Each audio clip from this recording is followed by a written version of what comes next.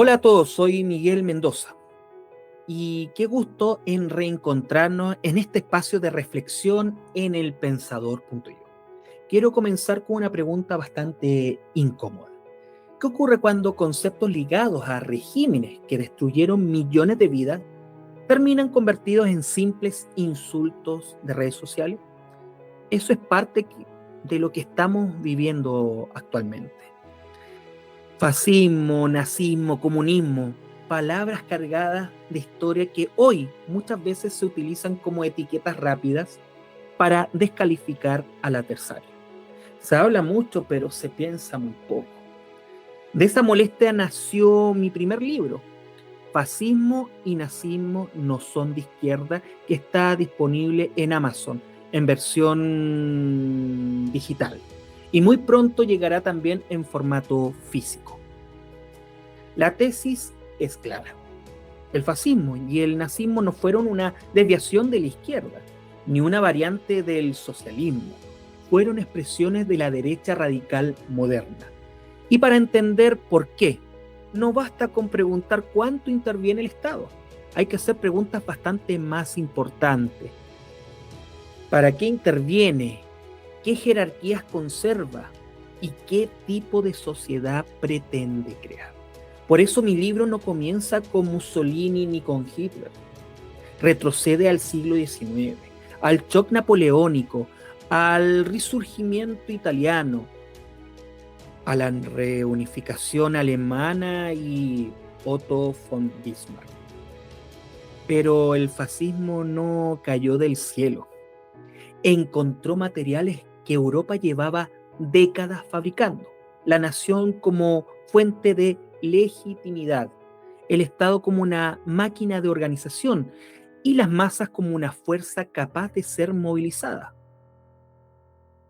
En este libro también hablo de Otto von Bismarck. Sí, el padre de la Realpolitik. Él ocupó el Estado, lo intervino y creó legislación social, sí, una legislación social, pero no para avanzar hacia el marxismo, no, lo hizo precisamente para contener al socialismo y preservar el orden conservador. Y ahí aparece una de las ideas decisivas de este libro. Más Estado no significa automáticamente más izquierda. Después llegamos a Mussolini. Sí, Benito Mussolini tuvo un pasado socialista, pero convertir ese dato biográfico en una definición ideológica del fascismo es un error garrafal. ¿Por qué lo digo? Sí, Mussolini abandona el socialismo, pero se reinventa. Descubre Mussolini la nación, el orden, el liderazgo, la propaganda y la movilización de masas que lo tenía el socialismo como instrumento mucho más eficaces para conquistar el poder que la lucha de clase. Con Hitler, esa lógica alcanza un abismo mucho mayor y estremecedor. El nazismo transforma a la nación en raza, al adversario en enemigo biológico y la política en una maquinaria de exclusión, guerra y exterminio. Mi libro recorre su ascenso, la fragilidad de Weimar, el putsch de Múnich, la reorganización del partido nazi, la propaganda de Goebbels, la guerra total, el holocausto y finalmente el derrumbe del Tercer Reich. Pero había un punto indispensable. Este libro no pretende blanquear los totalitarismos de izquierda, no señor, por favor. Sería intelectualmente hasta deshonesto. El comunismo histórico produjo dictaduras, represión, crímenes, matanzas, hambruna. El fascismo y el comunismo pudieron compartir censura, partido único, propaganda, policía, política y concentración del poder. Pero compartir instrumentos no significa compartir fundamentos ni objetivos. Esa es la idea que desarrollo en este libro, como un espejo totalitario. Formas parecidas pueden conducir proyectos ideológicamente y profundamente distintos. La diferencia está en el horizonte.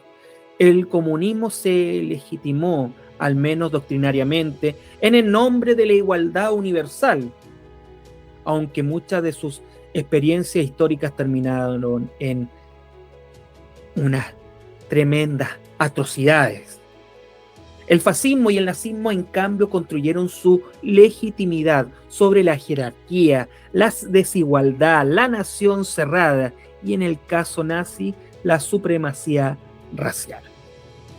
Y el recorrido no termina en este libro en 1945. El libro sí hace un análisis de ciertas tecnologías del mando que sobrevivieron y mutaron. El culto al orden, el enemigo interno, el miedo, la obediencia, el desprecio por el pluralismo. Pero también insiste en una distinción esencial. No toda dictadura de derecha es fascista, del mismo modo que no todo estado intervencionista es socialista. Es ese el fondo del propósito de este libro: devolverles el peso a los conceptos y espesor a la historia. No lo escribí para que todos estén de acuerdo conmigo, para nada. Lo escribí para que discutamos de mejor manera, para que cuando digamos que el fascismo, el nazismo, socialismo, comunismo, sepamos realmente de lo que estamos hablando, porque nombrar mal la historia no es un error inocente. Cuando deformamos los conceptos, cuando también debilitamos nuestra capacidad de reconocer los peligros, cuando vuelven con otro lenguaje, otra estética y sobre todo con otros nombres. Fascismo y nazismo no son de izquierda, es mi primer libro. Está disponible hoy en Amazon y muy pronto también en edición física, y que en este medio y las redes sociales estaremos informando. Los invito a leerlo, cuestionarlo y discutirlo, pero sobre todo los invito a recuperar algo que nuestra época está perdiendo demasiado rápido: el hábito de pensar antes de repetir. Soy Miguel Mendoza y gracias por acompañarme. Y nos seguiremos encontrando en elpensador.io.